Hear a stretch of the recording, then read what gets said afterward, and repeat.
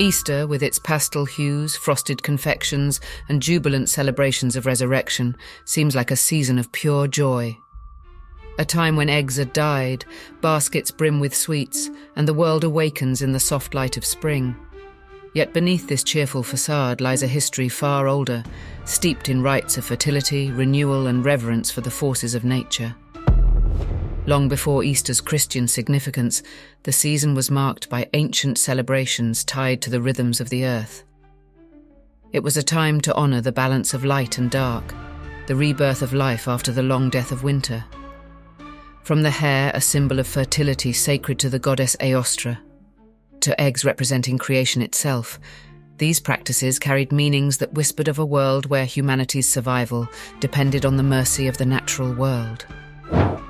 How then did these primal, earthy traditions, celebrations of soil and seed, of life and death intertwined, become woven into the fabric of Christianity's holiest day? How did symbols of pagan fertility merge with the story of resurrection, creating the Easter we know today? The answer lies in a fascinating fusion of faiths, where the early church sought not to erase these ancient rites, but to transform them, baptizing their meanings into a new religious framework. The cheerful pastel masks a much darker truth. Easter's roots are tangled in the soil of forgotten rituals, where gods of nature ruled and the forces of life and death were ever present. This is a journey into the shadows of spring's most sacred traditions, an exploration of how ancient humanity sought to understand its place in a world of cyclical renewal. The pastel eggs and Easter lilies might bloom anew each year, but they carry the weight of older stories, where survival was sacred and the divine was found in the turning of the seasons.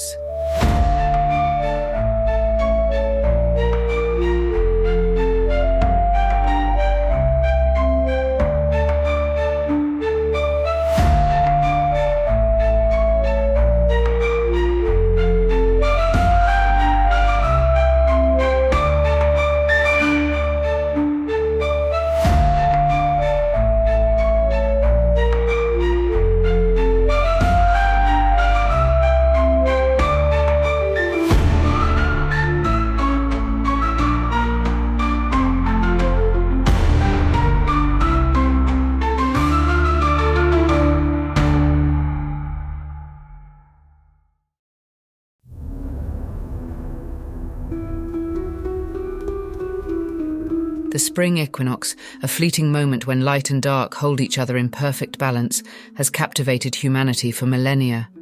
It is a turning point in the great wheel of the year, a signal that the long shadows of winter are retreating and life is stirring beneath the earth. For ancient cultures, this was no mere change of season. It was a sacred threshold, where the forces of nature seemed to conspire in a promise of renewal and abundance.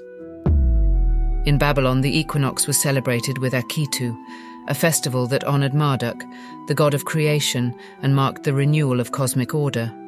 Over 12 days, rituals played out that reenacted the battle between chaos and harmony, reflecting the precarious balance that the equinox symbolised. It was a time to affirm the cycles of life and death, ensuring the continuation of the natural world. Among the Celts, this liminal season was tied to Aostra, a goddess whose very name evokes dawn and the awakening of the earth. Her symbols, hares and eggs, represented fertility and creation, themes central to the survival of agrarian societies. Fires were lit on hilltops to herald her arrival, a gesture both celebratory and protective, as communities sought her blessing for fruitful harvests. In Norse traditions, Freyja, the goddess of fertility, beauty and love, was honoured during spring celebrations. Her influence was vast, tied not only to the flourishing of crops, but also to the renewal of life itself. Rituals invoking Freyja often involved offerings of seeds, reflecting the intimate connection between human life and the rhythms of the land. The themes of these celebrations were universal: renewal, fertility, and the eternal dance of life and death. In every corner of the ancient world, festivals marked this pivotal season, with rites designed to honour the forces of nature and ensure the community's survival. The equinox wasn't just a celebration, it was a sacred pact between humanity and the earth, a recognition of the fragile balance that sustained life. These rites also carried with them an acknowledgement of death's role in life's renewal. Seeds buried in the earth must first decay to sprout anew.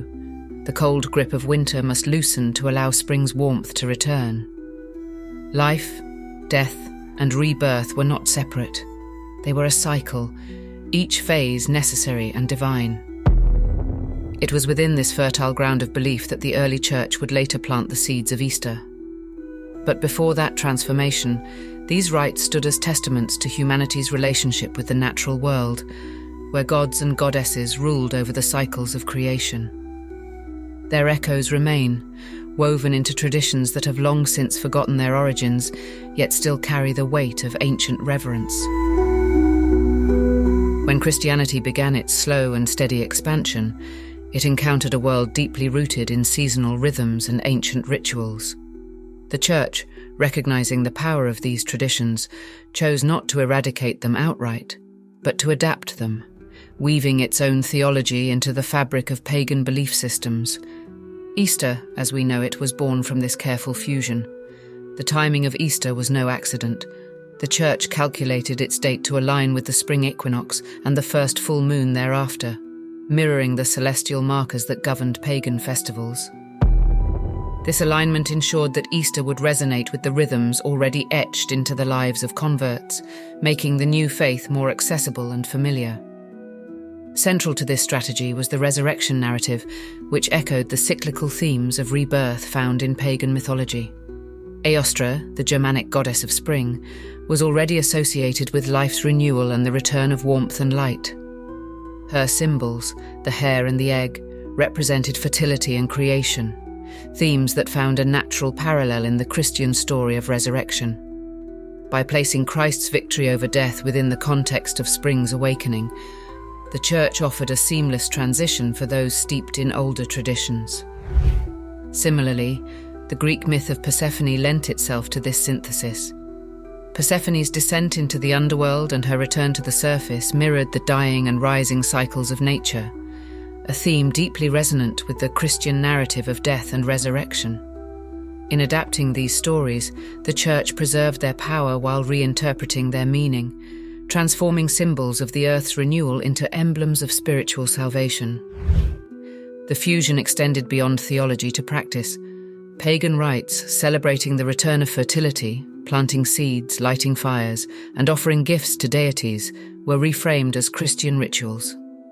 The egg, once a symbol of creation in pagan cultures, became a representation of the empty tomb and Christ's resurrection. Processions honouring fertility gods evolved into Easter parades, and feasts marking the equinox became celebrations of the resurrection.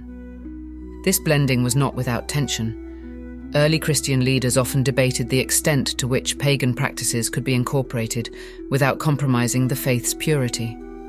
Yet pragmatism prevailed. The Church understood that to win converts, it had to speak the language of the people, a language deeply rooted in the cycles of nature and the gods who governed them. By absorbing these ancient rites into its own liturgical calendar, the Church not only ensured the survival of its faith, but also preserved the essence of the pagan traditions it sought to replace. Easter became a celebration that felt both ancient and new, a testament to the enduring power of humanity's connection to the natural world and the stories it inspires.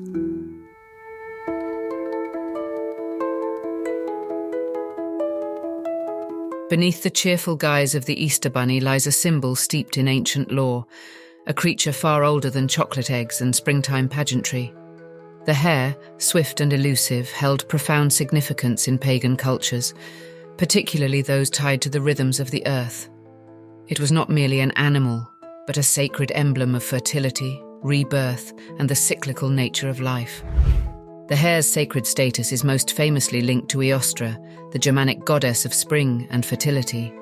Celebrated during the equinox, Eostre heralded the return of warmth and life to the land. Her companion, the hare, embodied the forces she governed: reproduction, abundance, and renewal. Unlike the domesticated rabbit, the wild hare was mysterious and untamed, its nocturnal habits and seasonal mating cycles aligning it with lunar rhythms and the mysteries of creation. Ancient peoples saw the hare as a creature of paradox. It was both prolific and elusive, a symbol of life's abundance but also of its fragility. Its ability to seemingly vanish into the earth and reappear as if reborn resonated with themes of death and renewal that were central to pagan spirituality. In Celtic mythology, hares were believed to carry messages from the other world, linking them not only to fertility but to the supernatural. The hare's connection to the moon further deepened its symbolic power. Lunar cycles governed planting and harvesting, tides and seasons, life and death. The hare, active at dusk and dawn, became a living representation of these transitions. In some pagan traditions, it was believed that the goddess herself transformed into a hare during the full moon, leaping across the night sky as a guardian of life's continuity. When Christianity spread through Europe, it encountered this deeply ingrained reverence for the hare. Rather than attempt to erase its symbolism, the Church allowed it to evolve, reshaping its meaning to align with Easter's narrative of resurrection and renewal. Over time, the hare transformed into the Easter bunny, its pagan roots obscured but never entirely forgotten. The Easter bunny's role in modern celebrations, delivering eggs, a potent symbol of creation, further reflects its ancient associations. This playful figure, now a delight for children, carries with it echoes of older, more sacred meanings. Though the hare has been tamed into a symbol of innocence, its deeper history whispers of life's profound mysteries, the delicate balance between fertility and survival, and the enduring cycles that bind humanity to the natural world. If the hare symbolizes the energy of creation, the egg is its vessel, holding the promise of life within a fragile shell. Across cultures and millennia, the egg has stood as a universal emblem of fertility, rebirth, and cosmic order, a perfect microcosm of the universe itself. In ancient Egypt, the egg was revered as a symbol of primordial creation. Myths spoke of a cosmic egg from which the sun god Ra emerged, bringing light and life to the world. This notion of the egg as the origin of all things was not unique to Egypt. The Persians celebrated the egg during their spring festival of Nowruz, exchanging decorated eggs as gifts to mark the renewal of life and the arrival of abundance. For the Romans, the egg was tied to the goddess Cybele, whose rites of spring included rituals celebrating fertility and regeneration. Cybele's festivals, filled with vibrant processions and offerings, often featured eggs as sacred objects, representing the continuity of life. The egg's unbroken form and its hidden potential made it a natural metaphor for the cycles of existence: birth, death, and rebirth. With the rise of Christianity, the egg took on new layers of meaning. The early church, drawing on these ancient associations, adopted the egg as a symbol of Christ's resurrection. Just as life emerges from within the egg, so too did Christ rise from the tomb, bringing the promise of salvation and renewal to his followers. The egg's dual nature, its hard shell concealing the fragile life within, mirrored the paradox of death and resurrection central to Christian belief. The practice of decorating eggs, a tradition now synonymous with Easter, also has its roots in pagan customs. In Eastern Europe, for example, the art of the Pysanky, the intricate decoration of eggs, dates back to pre-Christian times. These elaborately dyed and etched eggs were used in rituals to honor the gods of fertility and ensure the health of crops and livestock. Early Christians adopted this practice, infusing it with their own symbolism. Red eggs in particular became popular, representing the blood of Christ and the joy of resurrection. Eggs were also central to springtime feasts, bridging the sacred and the mundane. In medieval Europe, the Lenten fast prohibited the consumption of eggs, but they could be preserved and decorated for the Easter feast, where their return to the table symbolized the end of sacrifice and the renewal of abundance. Today, the Easter egg hunt continues this tradition, albeit in a playful guise. The act of searching for hidden eggs echoes older rituals of seeking fertility and renewal, a reminder, perhaps unconscious, of humanity's ancient connection to the Earth's rhythms. The egg, simple yet profound, has endured as a symbol across ages and cultures. Whether buried in myth or brightly painted for a child's delight, it carries with it the weight of millennia, a testament to life's continuity and the mysteries that surround its creation.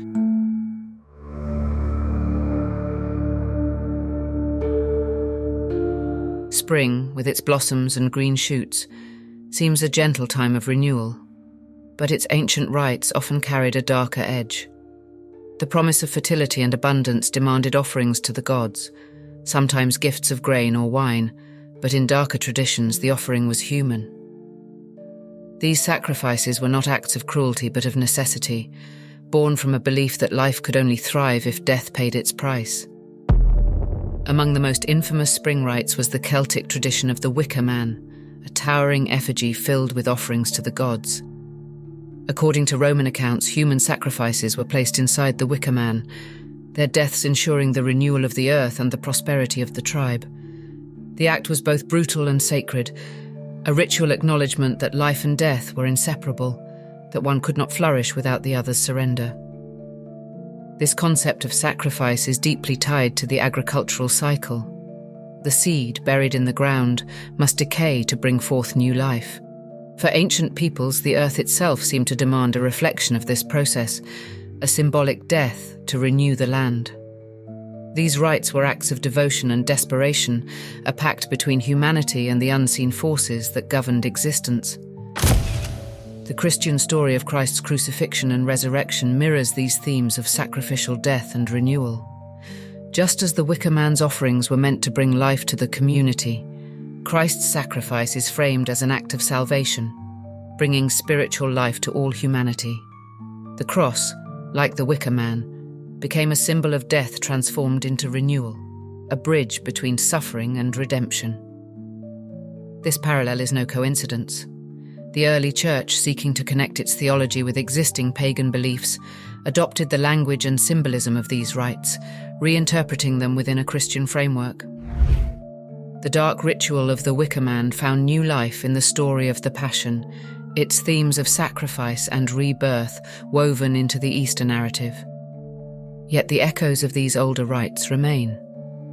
The haunting image of the wicker man burning in a field persists in popular culture, a reminder of humanity's ancient relationship with the cycles of life and death.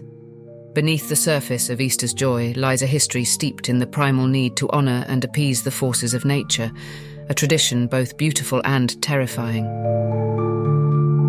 The story of resurrection is not unique to Christianity. Across cultures, myths of death and return have sought to explain the cycles of nature, where life emerges anew from the decay of the past. Among the most enduring of these tales is that of Persephone, the Greek goddess whose journey between the underworld and the surface world symbolises the eternal dance of death and rebirth. Persephone's descent into Hades marks the arrival of winter, a time when the earth lies dormant and lifeless. Her return, drawn back to the world by her mother Demeter's grief and devotion, heralds the renewal of spring. This cyclical journey is both literal and metaphorical, a reflection of the seasons and a profound commentary on the interconnectedness of loss and renewal. Eostre, the Germanic goddess of spring, similarly embodies these themes. Her festival, held during the Equinox, celebrated the balance of light and dark and the earth's awakening. Unlike Persephone, Eostre does not descend into darkness, but her presence signals a triumph over it. The fertility she brings, symbolized by hares and eggs, underscores the season's promise of new beginnings. Christianity's resurrection narrative shares these themes, offering spiritual renewal through Christ's triumph over death. The parallels are striking. A figure descends into the realm of death, only to rise again, bringing hope and salvation. In both pagan and Christian traditions, the resurrection is not merely an event, but a cosmic truth, a reflection of nature's cycles and humanity's resilience. By aligning Easter with these older myths, the Church wove its message into the fabric of existing beliefs, ensuring its resonance across cultures. Yet the older stories remain, their echoes blending with the Easter narrative to create a season that is both sacred and ancient, a celebration of life's enduring power over death.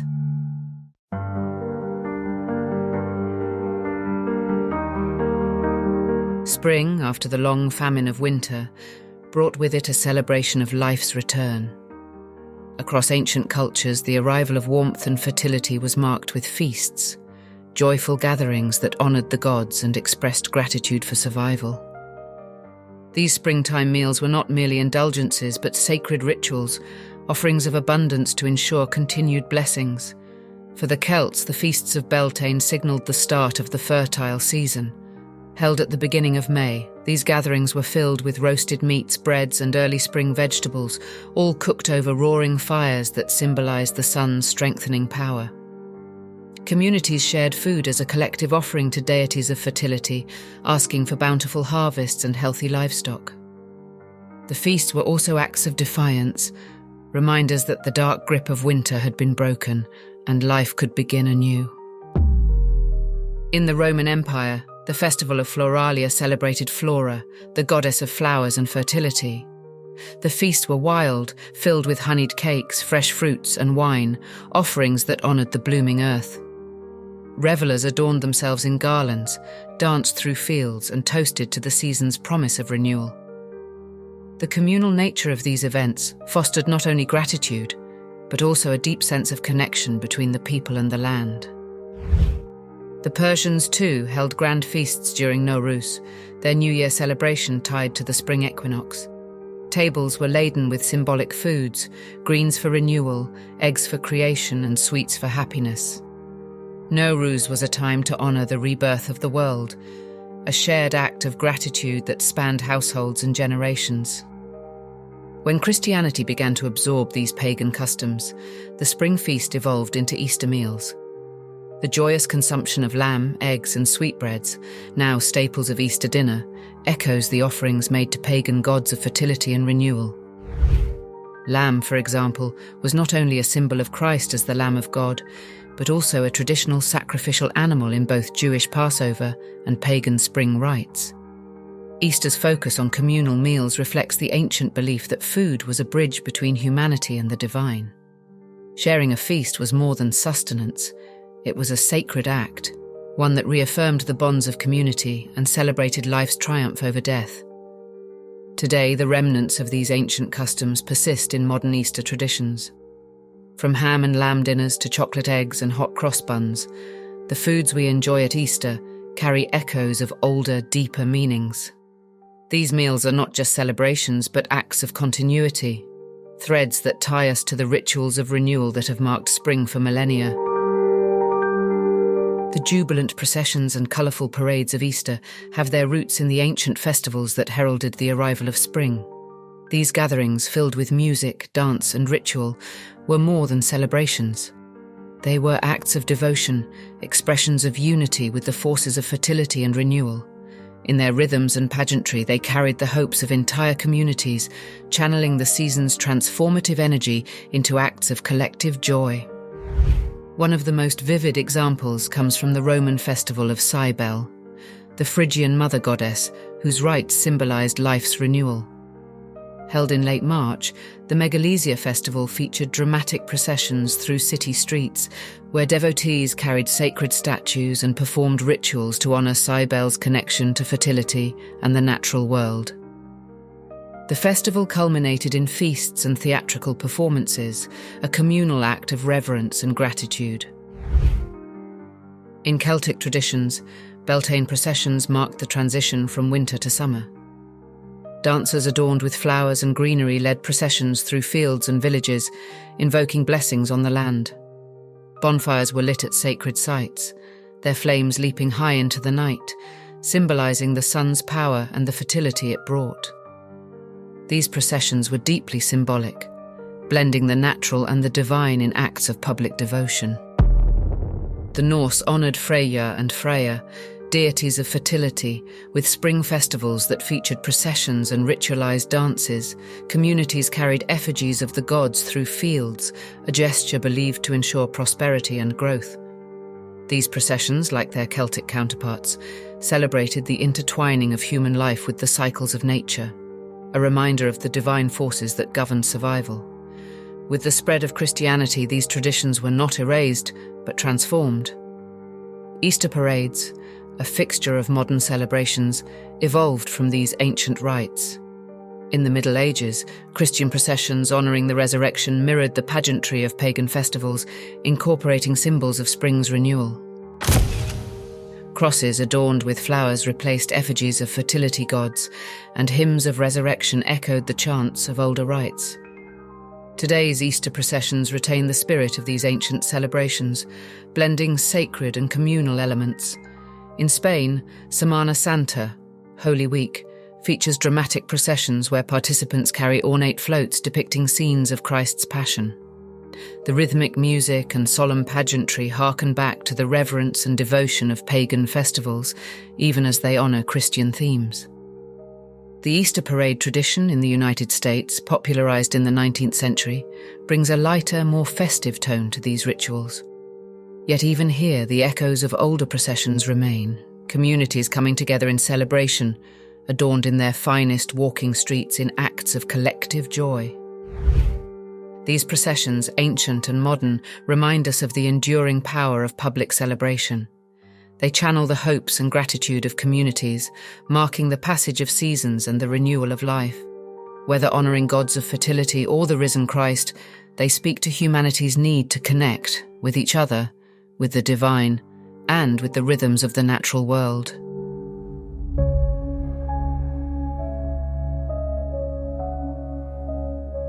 In recent decades, there has been a growing revival of interest in pagan spirituality, particularly among those seeking to reconnect with the rhythms of the earth. For modern pagans, Easter, or Ostara, as it is often called, is a time to honour the spring equinox, celebrating balance, renewal, and the promise of growth. Rituals involving planting, lighting candles, and decorating altars with symbols of fertility are once again practiced, echoing traditions that date back thousands of years. This resurgence isn't confined to neo-pagan communities. Broader cultural movements, including the environmental and sustainability movements, have embraced themes that align with pagan spirituality. Easter, with its focus on life's renewal, resonates deeply in a world increasingly conscious of nature's fragility and humanity's place within it. The holiday, even in its Christian form, serves as a reminder of the interconnectedness of life. A message that feels ever more urgent in an age of ecological crisis. Popular culture, too, continues to draw on the pagan themes embedded in Easter. From spring-themed films and television specials to advertisements saturated with images of blossoming flowers and new life, the season's symbols remain potent. They evoke a sense of hope and transformation, appealing to audiences across religious and cultural lines. Whether celebrated in churches or in the aisles of a department store, Easter's enduring allure lies in its ability to tap into humanity's primal connection to the cycles of the earth. This blending of ancient and modern, sacred and secular, speaks to the resilience of these symbols. Though their meanings have shifted, their essence remains. In every brightly coloured egg and frolicking bunny, in every flower blooming in an Easter basket, the echoes of pagan rites continue to call, reminding us of the profound and timeless truths they represent. The themes of death, rebirth, and renewal are woven into the fabric of human existence, universal truths that transcend culture and religion. From the fields of ancient Babylon to the Easter services of today, these narratives have offered hope and understanding, helping humanity grapple with life's greatest mysteries. In a world often fraught with uncertainty, the promise of renewal is a powerful balm. The myths and rituals surrounding spring, whether pagan or Christian, reflect a deep-seated need to believe in the possibility of new beginnings. They remind us that after every winter, however harsh, there will be a spring. After every loss, there will be growth. This cycle, mirrored in the natural world, provides a sense of stability in an otherwise unpredictable existence. Psychologically, these stories serve a profound purpose. The archetype of resurrection, as explored by Carl Jung, speaks to the human psyche's yearning for transformation. It's no coincidence that myths of dying and rising gods, from Osiris in Egypt to Persephone in Greece and Christ in Christianity, resonate so universally. They echo the inner process of confronting loss and finding renewal, a journey every human experiences in some form.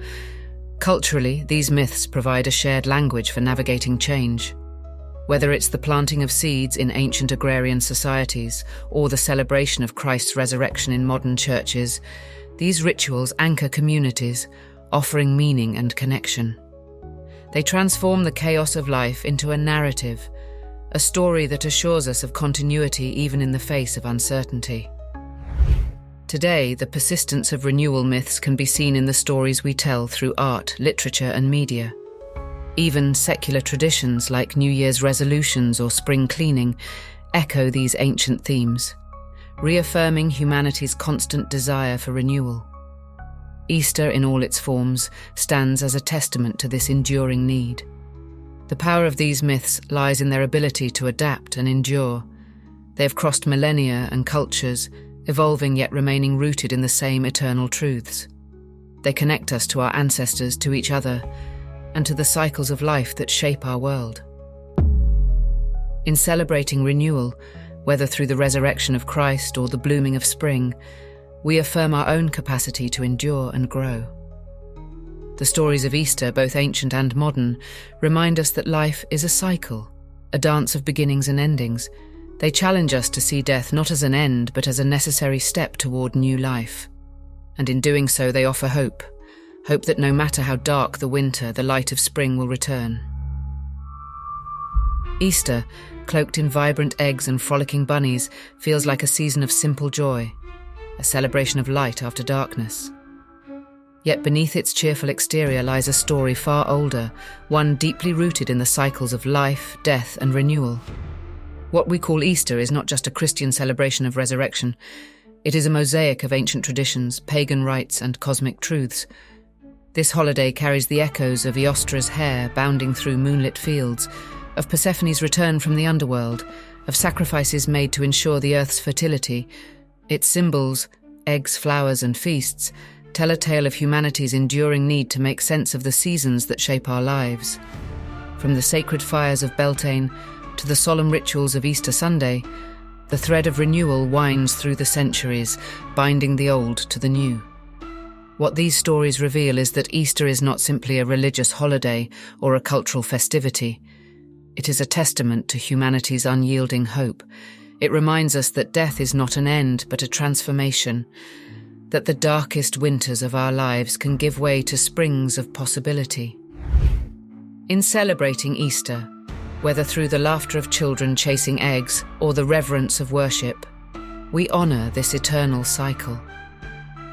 The bright pastels and cheerful pageantry may dominate Easter's surface, but its roots reach into the sacred soil of human history.